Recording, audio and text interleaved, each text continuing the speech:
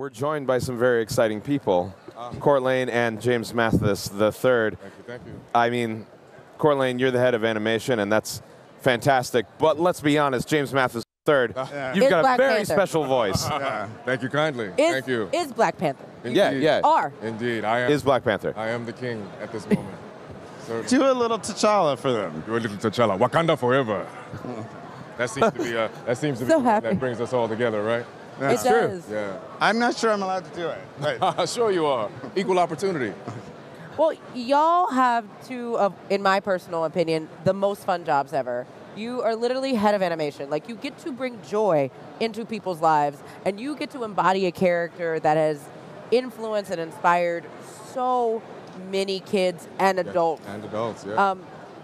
What is the most fun? Like, why do you love your job so much? Like, what is the best thing that you think is about your job? Well, and I've worked at Marvel for over 10 years. But at first it was just making superhero cartoons because I was a Marvel fan since I was 10. I started going to comic conventions at 10.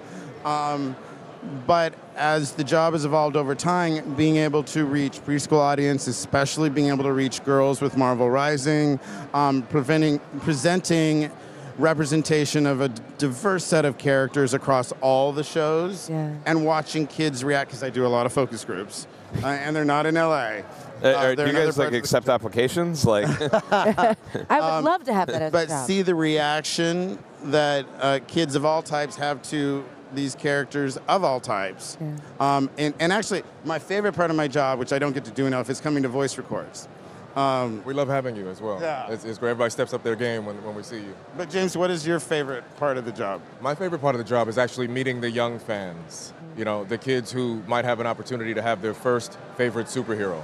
You know, I appreciate that. You know, the impressionable young minds who just need to feel that love. So I think that's what I like most about it so far.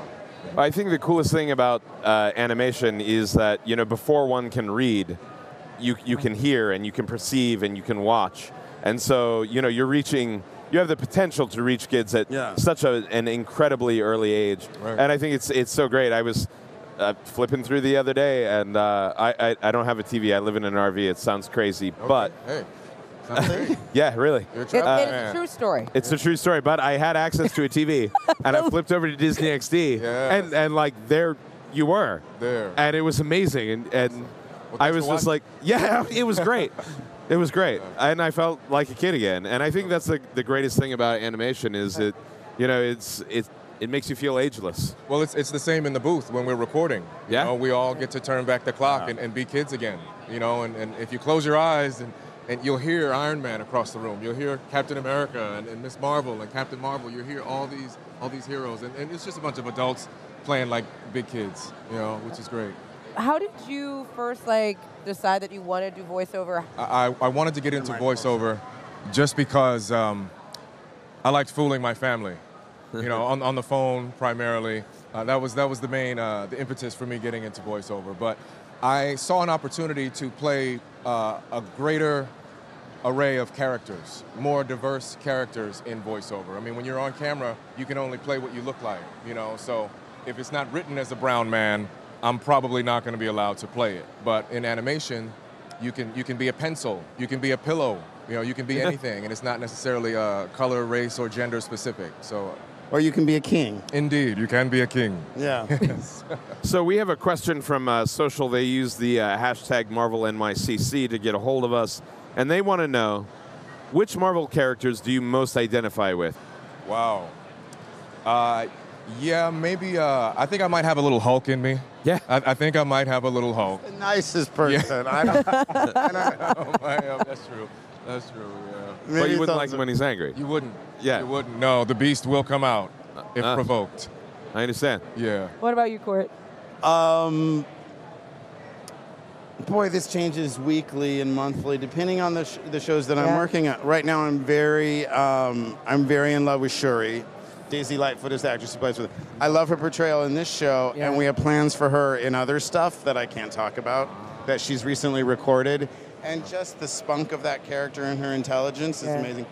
But, like, long term, to be completely honest, Scarlet Witch and Jean Grey are my two favorites. I have a Dark Phoenix tattoo, which I cannot show you.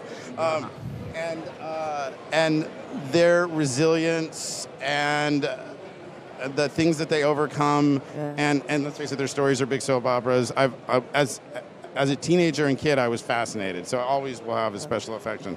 That's pretty incredible. So for those fans out there who are watching the show or have just gotten their hands on the show or who haven't watched the show yet, what can they be looking forward when they turn on the TV? Well, one thing that I can give away is after episode 13, this show sort of takes a break and has sort of a second half of the season that comes back.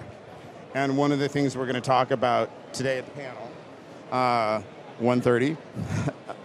Hear that? Yeah. Panel, 1:30. 1:30. Day at 1:30. Is, well, we're going to show some footage from upcoming episodes. One of the things that, I think there's a couple things I want to mention. One, a lot of the teasers, which is the section of the episode that goes from the opening to the title sequence, work alone as sort of standalone mini episodes, almost like the opening sequence of a James Bond movie.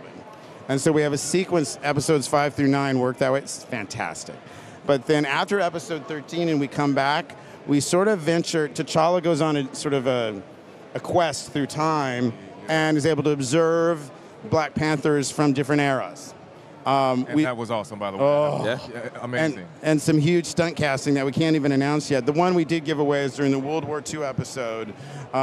We have Mark Hamill as Arnim Zola and Stan Lee appearing as a general. I'm sorry, who is Arnim Zola? I'm sorry. Mark Hamill. Wait, who? Mark Hamill. Oh, no big deal. Yeah. That guy. And that's just a couple of the amazing voice actors we have. We have medieval era thing that happens with a pirate princess. Indeed. Black Panther. Just some crazy intense stuff. And so sort of that weird vision quest that you go on sort of gives you the answers you need and reveals things that brings us through the end of the season. It lives up to its name. It is indeed Black Panther's quest. Yeah. You know, it's quite a bit of soul searching that he does on his own, and then some with the aid of Shuri. And I echo Cort's sentiments earlier. I love Shuri. I think she's an amazing, amazing character. I think, you know, we got the boys. You know, we've got the boys, we've got T'Challa, but how can we get the girls? Yeah. You know, and I think having a character who's sharp and witty, like Shuri, is really, really something we can hang our hats on. And that brother-sister relationship is the thing that grounds the series in something that's relatable for kids because they bicker, they love each other, strong personalities, both of them incredibly intelligent. Arguably, she's a little more smart than you. Arguably. And there's moments where she'll be like, Dad would let me do this, that are sort of emotionally. And I love that part of our show as well, that we have these really genuine and tender family moments in the show, you know, between these two siblings. And they needle each other. And they're heroes. You know, we don't see that very often. I love that. So we have another question from social. They ask, if my quest was to become a voice actor, how does one quest in that way? Well, I think it's important when you embark on any quest to be prepared and as knowledgeable as you can be. So understand the sandbox that you're trying to play in. And, you know, if you do characters, do the ones that you do great, not just the ones that you're good at. You know, lay down the ones that are great. Put a demo reel together, you know, and once the material is out there, somebody will find you. They will always find talent. Sage advice from T'Challa himself. How about that? Where can everyone find you and the show on the interwebs, on social media, to find out more information? Well, you can find us on Marvel HQ. Yes. And I'm on social media under my name, James Mathis III. Yeah, we have a lot of behind-the-scenes stuff from Black Panther already on Marvel HQ, which is on YouTube Main and the YouTube Kids app.